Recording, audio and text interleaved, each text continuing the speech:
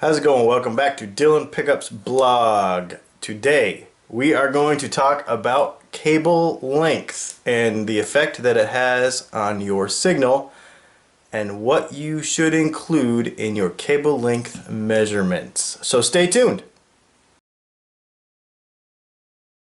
Alright, so when we talk about the path of our guitar signal, really in a perfect world what would be fantastic is if we had a very short cable between the pickup in the guitar to the amplifier.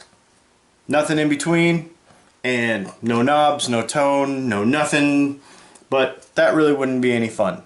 Why would this be better than the alternative? Well, because when you take two conductors and you lay them next to each other, we talked about this in our How Pickups Work blog, you get a thing called capacitive loss. In fact, I think we talked about this before, that actually the schematic for a capacitor is very similar to that right there.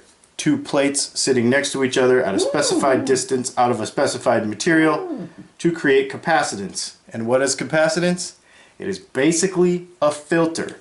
So the more conductors that we have laying next to each other for a longer period of time, for a longer length, the more, honestly, filtering we're going to have. So basically, if you have a really long guitar cable, and the kind of accepted length for this is somewhere between 15 and 20 feet.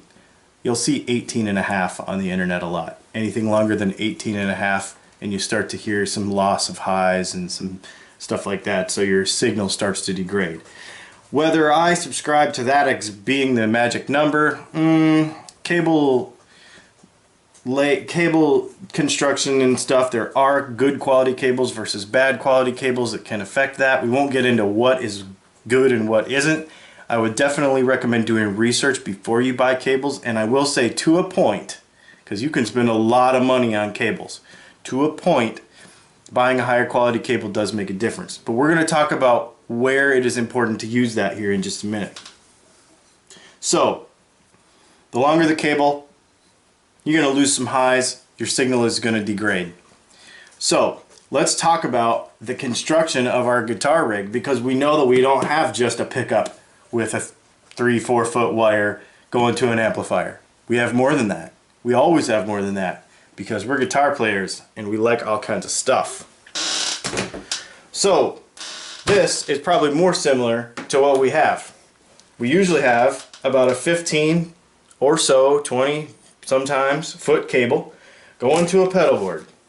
And then we have another 15 or 20 foot or so cable going off to our amplifier.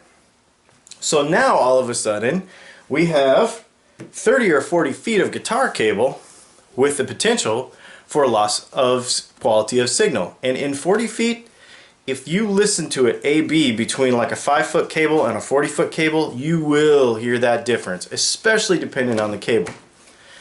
So, what does that mean? That means that we need to think about how short of a cable run we are going to have going to our amp. Now, we usually also have a pedal board in between.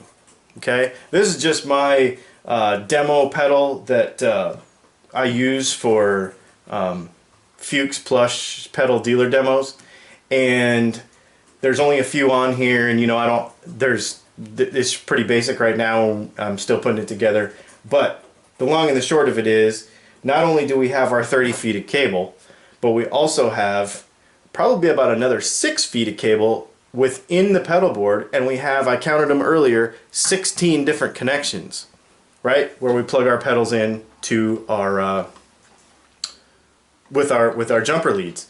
So that means we have 16 connections. We have whatever soldered is going on inside here for our true bypass, plus we have about 6 feet of cable. So theoretically, we don't just have 30 feet of cable here. We have 36 plus whatever the distance across each of these cables, each of these pedals is. So we have, you know, 38 feet of cable. So now we're pushing 40 feet of cable. Why do we count the pedal board? Because each one of these pedals anyway is true bypass, which means when the pedal is off, there's just basically a wire going from one side to the other, bypassing the circuitry in the board. So it has to be counted as our overall cable length. So the connection that it's made here, which can introduce all kinds of stuff. We talked about that with our ground loop discussion the other day. Also, the capacitance that can happen because of that.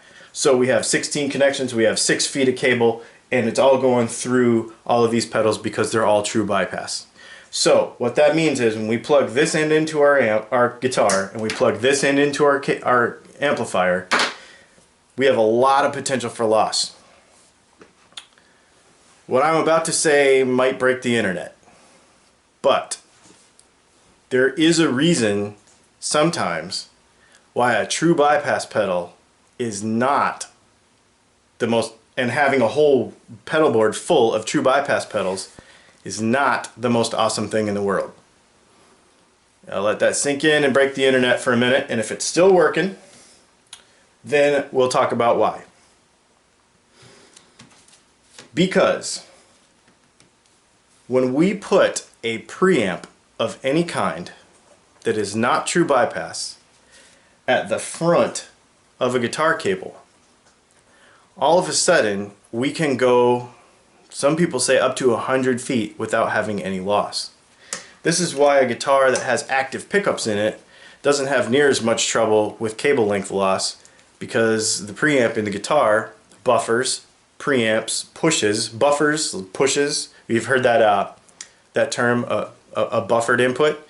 Okay, so that basically is a little baby preamp that pushes on the signal to make it to where you don't have as much of that loss coming through the cable.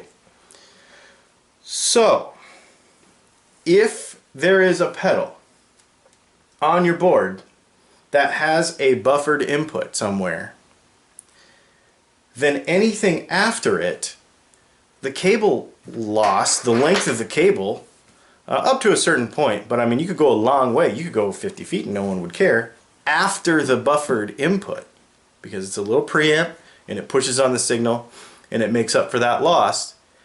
Then all of a sudden your cable length, your effective cable length that affects your signal, is only the one that comes from your guitar to the front of wherever that buffered input is. So what I personally do is I use Fuchs Plush Pedals pedal pusher, and basically all it is, and you can, and all it really is when I leave this on, I don't have it plugged in right now, but when I leave this on at unity gain so that it's not adding anything to my signal, all it is just a little baby preamp that pushes the signal through on to the amplifier. And I mean I can push it up if I want, but usually I just leave it all the way down and I use it as a buffered input. And basically the way my pedal board is set up is my guitar goes into it, it goes through the rest of the pedal board, it comes back out of the other side of this pedal, and then it goes back out to the amplifier. I can actually push the gain on both sides. But the important thing is to have a buffered input, if this is important to you, to have a buffered input somewhere so that you can basically say, alright, everything after this doesn't matter, because you've cleaned up that signal, you've amplified it just a touch, and if you have a good one that doesn't color your signal, which this one is, then you don't have to worry about cable length except for from here to the guitar. Now, there are some pedals that don't like buffered inputs, and I don't have those on my board because this, like I said, this is a dealer demo board, so I don't have my wah pedal on there. There are some fuzzes that don't like a buffered input that you would want to put on this side of that buffered input. But that's the thing. Wherever you put this, anything after it kind of just doesn't matter. And I'm not going to say it doesn't matter, because there are other pedals that can introduce loads, but kind of as a rule, if we're just talking about overall cable length and we're talking about the signal passing through from the guitar to the amp, if all of these were true bypass, and they all are, so if I turn this off, then all of a sudden my cable length goes from 15 feet to 40 feet. If I turn this on, then anything after this doesn't matter, and my overall cable length that is affected by signal loss is only 15 feet. I mean, obviously to a point, but for something that we're audibly going to hear, that's really it. So, cable length does matter. There are ways to effectively shorten your cable length. A buffered input is one of them. There are also other ways. Get a good one. Don't get... there are a lot of guitar pedals that have buffered inputs in them, and you can use them as buffered inputs, but when they're made to do what they're made to do, it's cleaner and better. But that's really it. Cable length does matter, and the quality of the cable does matter.